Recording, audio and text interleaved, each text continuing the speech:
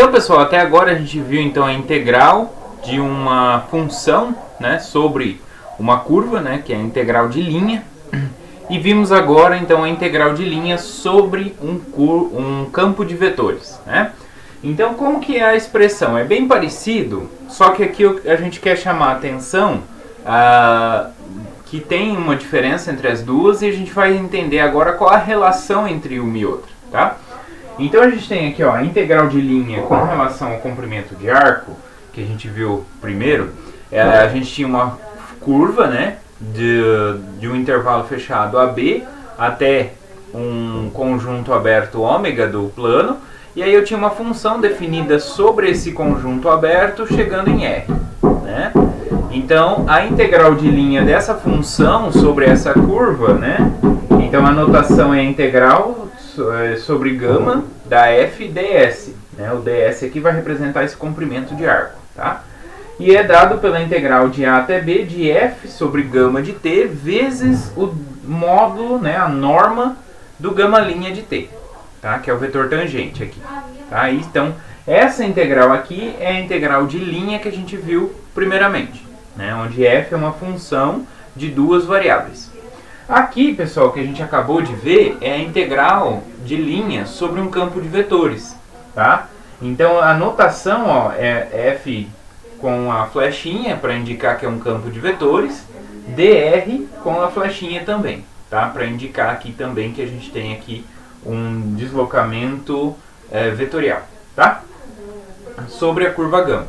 Então essa notação, né, essa integral de linha de um campo de vetor, como que ela é calculada? Ela é a integral de a até b desse campo f sobre a curva gama, e aí produto interno, produto escalar, com o vetor tangente, gama linha de t.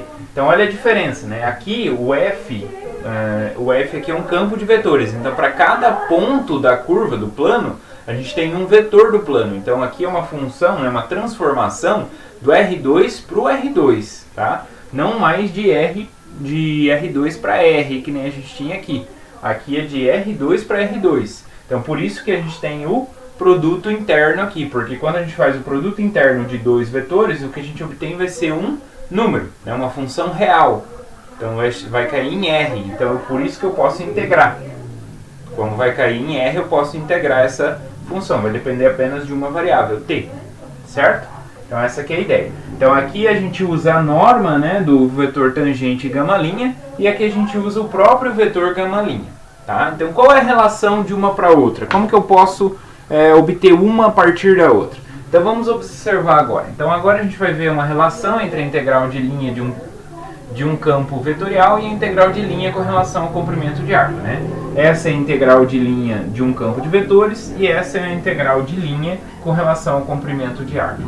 Então, dado uma curva suave, gama, com gama linha de t diferente de t, de zero, ou seja, uma curva regular, né, que não tem derivada, que tem reta tangente, né, não tem derivada igual a zero, então eu vou considerar esse vetor unitário aqui, ó, t de p. De p, na verdade, esse p seria gama de t, tá? Só pra gente entender aqui, ó, gama de t, na verdade, né? Não é p, é tzinho, tá? Tem esse... tá. Ele depende, na verdade, eu posso escrever ele como t. Na verdade, esse t tem que depender de gama de t, tá? T de gama de t. Tá, eu posso tanto escrever t de gama de t como o t do próprio tzinho também, tá? Tanto faz. Muito bem. Então eu posso escrever assim, né? Porque o p vai ser o gama de t, tá? Então só para simplificar, então aqui volta para o p mesmo, tá? Não tem problema. Então t de p. Bom, a gente sabe, pessoal, que o gama linha, quando a gente tem uma curva gama, o gama linha é o vetor tangente. Tá? É o vetor tangente. Então, quando eu pego o tangente e divido pela norma do tangente, então eu estou pegando o versor desse tangente, né? Então, eu estou pegando o vetor que está na direção do vetor tangente, só que ele tem que ser unitário, né? Então, esse t grandão aqui, ó, é um campo de vetores que a cada ponto da curva associa o vetor tangente, só que unitário. Tá? Em vez de tomar o vetor todo, toma a norma dele, né? Divide pela norma, então eu vou tomar um vetor unitário, ok? Então esse aqui que é o nosso vetor tangente unitário. Então esse é o vetor tangente unitário, tangente a gama no ponto P igual a gama de T, ok? Então como que fica a integral? Então olha só, a gente vai começar então pela integral de linha sobre o campo de vetor. Então essa aqui é a integral de linha sobre o campo de vetor F, tá? Então por definição, como que ela é? Aqui ó, ela vai ser a integral de A até B do campo F sobre a curva gama vezes o gama linha de T. Beleza, até aqui, né? Agora a gente vai manipular essa expressão para aparecer esse campo T, né? Então olha só, para aparecer o T eu já tenho o gama linha, então eu posso dividir por norma de gama linha. Como é produto escalar, não tem problema, tá? Porque a norma de gama linha é um escalar, é um constante, né? Um número. Como é um escalar, então ele pula para fora do produto interno sem nenhum problema, né? Lá de alga 2 vocês lembram disso. Então eu posso dividir por norma de gama linha, né? Mas se eu dividir por norma de gama linha, eu tenho que multiplicar por norma de gama linha. Então isso que acontece aqui, ó. Então eu peguei o gama linha e dividi pela norma, só que eu multipliquei pela norma, tá? Para continuar a igualdade, né? Na verdade aqui eu poderia simplificar, eu volto aqui, tá? Muito bem. Quem é o gama linha sobre a norma do gama linha? É o nosso vetor T.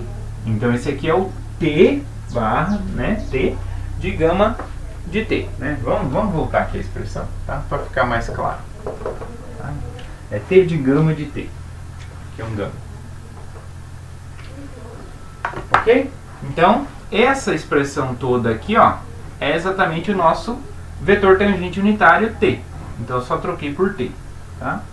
Então como que fica? Então fica a integral de A até B do campo F sobre a curva gama vezes, né, produto interno com o vetor tangente, o campo T, sobre a curva gama, vezes a norma do gama linha de T. Ok? Muito bem, ó.